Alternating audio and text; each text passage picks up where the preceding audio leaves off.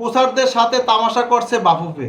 তাদের খামখেয়ালি করার কারণে 5 জন শর্টলিস্টে থাকা নাম রোজেরো মিকেলু, যার বাংলাদেশে কোচার হওয়ার একেবারে শেষ প্রান্তে ছিল, মানে সে কোচার হয়ে যাবে যাবে এরকম একটা নিউজ আমরা আকাশে বাতাসে শুনছিলাম। সেই রোজেরো মিকেলু তার নাম প্রত্যাহার করেছে।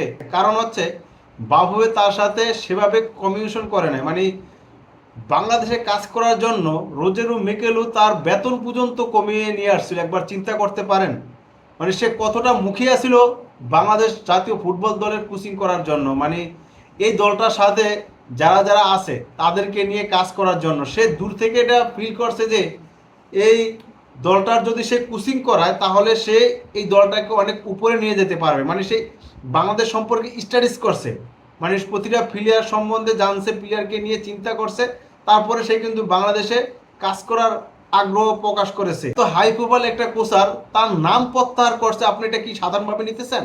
মানে এটা সাধারণ ব্যাপার নাকি? যে বাংলাদেশের আগে কোচার কে হবে না হবে সেগুলা কেউ জানতোই না। 300+ সিবি জমা হয়েছে, বাংলাদেশে একজন কোচার হবে সেই ক্ষেত্রে 300+ সিবি জমা হয়েছে। এটা কি মামুলি ব্যাপার? আপনি চিন্তা করতেছেন বাংলাদেশের ফুটবল ভ্যালুটা এখন কোথায়?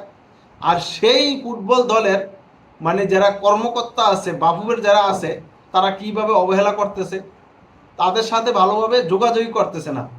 মানে 3 দিন সময় নিছিল, 3 দিন সময়ের মধ্যে তারা জানাবে, তারপরে দেখতেছে না 3 দিন অতিবাহিত হয়ে গেছে, যে দেখতেছে যে ঢিলামি করতেছে। আসলে এরকম করার তো কোনো দরকার নেই। এভাবে প্রত্যাহার করলে কি বাংলাদেশ ফুটবল এগিয়ে যাবে? সম্ভব না, কারণ এটা পিছিয়ে যাবে। ভবিষ্যতে যখন এ ধরনের সিচুয়েশন আরও তৈরি হবে তখন সেটা বুঝতে পারবে বাফুফে যে আসলে আমরা কি করছি, আমরা যে অবহেলা করলাম, অবহেলা করছি এই কোচারদের নিয়ে, এগুলার যে প্রভাবটা কোথায় পড়বে সেটা কিন্তু পরে পাবে। রোজেরো মিকেলু এই জন্য বাংলাদেশের কোচিং থেকে সে নিজের নাম প্রত্যাহার করেছে, যে না, সে আর আগ্রহ প্রকাশ করে নাই। আরেকজন নাম যে আকাশে বাতাসে বাজতেছে, শোনা যাইতেছে যে বাংলাদেশের ডাগ আউট তিনি সামলাবে, তার হাতে দেওয়া হবে হামজা শমীদদের দায়িত্ব। সেই হচ্ছে কি কোলম্যান। কোলম্যানকে বলতেছে যে তাকে মানে বুঝতেছে আকাশে বাতাসে এরকমভাবে ঘুরতেছে যে কোলম্যান মনে বাংলাদেশের কোচার হয়ে গেছে, কিন্তু ভিতরে খবর কিন্তু অন্যটা। কোলম্যানের সাথে ভালোভাবে যোগাযোগই করেনি বাফুফে, শুধুমাত্র তাকে একটা ইমেল করা হয়েছিল তার বেতন সম্পর্কে জানার জন্য, এছাড়া তার সাথে কোনো যোগাযোগই করা হয়নি। তাহলে আপনি কি বুঝেন মানে বাফুফে কতটা ঢিলামি করতেছে, মানে সিন্ডিকেট জমিয়ে রাখতেছে। মানে তারা চাইতেছে না যে এই ধরনের হাই প্রোফাইল কোচার বাংলাদেশে আসুক, কাজ করুক। কারণ বাংলাদেশের এই ধরনের হাই প্রোফাইল কোচার যদি আসে, কাজ করে, তাহলে তো বাংলাদেশ ফুটবল এগিয়ে যাবে। তারপরে তারা তো এই সিন্ডিকেট করতে পারবে না, তারা তো বাংলার মানুষকে বোকা বানাতে পারবে না, মানে ফুটবলকে নিয়ে মানে মজা করতে পারবে না। তা না হলে এই ধরনের হাই প্রোফাইল কোচারকে দিনে এইভাবে মজা করে, যখন আপনার কাছে অপরচুনিটি আসবে তখন আপনার সেটা লুপে নিতে হবে। আপনি তাদের সাথে কথা বলবেন, কথা বলেন যে আমরা ভাই এই ফ্যাসিলিটি তোমাদেরকে দিতে পারবো, আমাদের সাথে এইভাবে কাজ করতে হবে, আমরা এই তোমাকে ফ্যাসিলিটি ভাই এর বেশি দিতে পারবো না। এই ধরনের কথা বলে যদি তারা যে সম্মতি দেয়, না ঠিক আছে আমরা এইগুলো মেনে বাংলাদেশের সাথে কাজ করব, একটা হাই প্রোফাইল কোচ আপনি নিয়োগ দিয়ে দিলেন, কথার কথা আপনি তাদের সাথে যে এগুলা কথাবার্তা না বলে, তারপরে ঘটনা হইব কি? আপনি 6 মাস 1 বছর পরে যখন তাদের সাথে আপনার সাথে বডি বোনা হবে না, তখন তো সেই কোচ আর চলে যাবে, বাফুফের ক্ষতি হবে। আসলে বাফুফের ক্ষতি হবে না, ক্ষতি হবে ফুটবলের, বাংলাদেশের ফুটবলের ক্ষতি হবে। কারণ এই ধরনের হাই প্রোফাইল কোচার যখন 6 মাস 1 বছর কাজ করে চলে যাবে, তাদেরকে যদি এই ধরনের কথা আপনি না বলে আনতে পারেন, তাহলে কিন্তু এটা ভবিষ্যতে খারাপ হবে।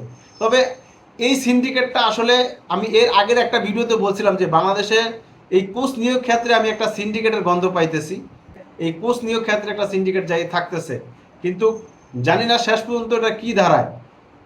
কোলম্যানের মতো কোচার যদি আমরা হারাই, রোজেরো মিকেলু তো অলরেডি প্রত্যাহার করে ফেলছে, মানে রোজেরো মিকেলু নাম প্রত্যাহার করেছে কারণ দেখতেছে বাংলাদেশ ঢিলামি করতেছে। অপরচুনিটি আছে ব্রাজিলের একটা ক্লাবের কোচিং করার জন্য আর কি, মানে কোচার হওয়ার একটা অফার আছে, সেই অফারটা সে লুপে নিছে। দেখছে যে না, বাংলাদেশে আশা করে থাকি তাহলে আমার সামনে হয়তো বা আরও অপরচুনিটিটা হারাইতে পারি, ভালো অপশনটা হারাইতে পারে, তারপরে এই জন্য সে প্রত্যাহার করেছে।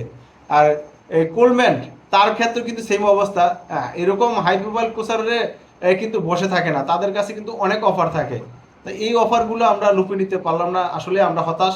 আমরা ফুটবলে আসলে এগিয়ে নিতে পারলাম না। আমি মনে করি না যে বাংলাদেশ ফুটবল অনেক এগিয়ে যাবে, জানি না এটা শেষ পর্যন্ত কি হয়। আরও শুনতেছি জার্মান যে কোচ আছে স্ট্রক, তার সাথেও নাকি ভালো করে যোগাযোগ হয়নি, তার সাথে কথাবার্তা মানে ভালোভাবে সারতেছে না আসলে। মুখে অনেক কথাই বলা যায়, মানে যখন বলছিল যে 3 দিনের মধ্যে আমরা কোচ নিয়োগ করে ফেলবো, তাদের সাথে কথা বলা হবে, একদম কমপ্লিট করে ফেলবে, আসলে দেখেন বাস্তবতা এখানেই, বাস্তবতা খুবই কঠিন যে আপনি 3 দিনের মধ্যে শেষ করতে পারবেন না। তাই কথা মতো বলার আগে একটু চিন্তা ভাবনা করে বলার দরকার ছিল, একটু সময় নেন, ঠিক আছে, তাদের সাথে কথা বলেন। এমন তো না যে আপনি কথা বললে হয়ে গেল সব কিছু। এটা তাদের সাথে কথা বলতে হবে, আমাদের ফ্যাসিলিটিগুলো আমরা এই দিতে পারবো। তারা যেহেতু সবাই কাজ করার সম্মতি করেছে, বেতন কমিয়ে নিয়ে আসছে তাদের নিজের ক্ষেত্রে থেকে, তাহলে এত মানে সমস্যা কি? আমি তো সমস্যা কিছু দেখতেছি না। তারপরে ক্রীড়ামন্ত্রীও সেও কিন্তু আশ্বাস দিচ্ছে যে ঠিক আছে, যদি বেতন নিয়ে কোনো প্রবলেম হয় সেটা তারা দেখবে। তারপরও কেন আমরা এই হাই প্রোফাইল কোচেরকে অবহেলা করলাম আমি কিছু বুঝলাম না। আসলে আপনারা পাশে থাকবেন, আমাদের সাথে থাকবেন, বুঝতে পারবেন যে আসলে আমরা ভিতরে যে খবরটা আছে সেটা বের করে নেওয়ার চেষ্টা করব, যে আসলে